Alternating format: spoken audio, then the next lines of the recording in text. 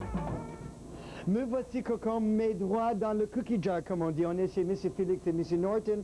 Ils ont commencé une rage de chocolate chip cookies à New York. Ça, c'était avec Mrs. Fields et David's chocolate chip cookies, David Case. Et maintenant, tout est rendu à Montréal. Mais ça, c'est pour quand tu veux dormir tard le soir, tu manges un petit cookie et tu lis le statut de l'artiste au Canada ou aussi le rapport favoriser l'accessibilité au Centre national des arts. Deux choses beaucoup moins intéressantes que les chocolate chip cookies. Qu'est-ce qui se passe d'autre?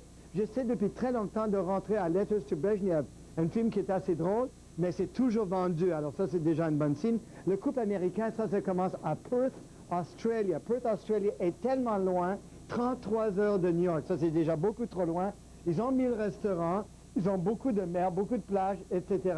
Mais, par exemple, la prochaine ville le plus près est 2500 km. C'est déjà loin, mais bravo l'American Cup. Il y a Jean Doré qui était autrefois avec Octobre. Lui, il sort un disque très intéressant.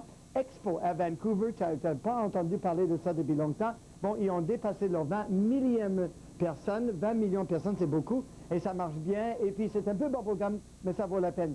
Chad Lowe, le frère de Rob Lowe. Eh oui, Rob Lowe a un frère. Chad Lowe fait un film avec Donald Sutherland, produit par des Canadiens en Norvège. Voilà.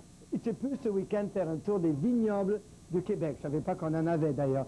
Pour première, Douglas Théopold et bon biscuit.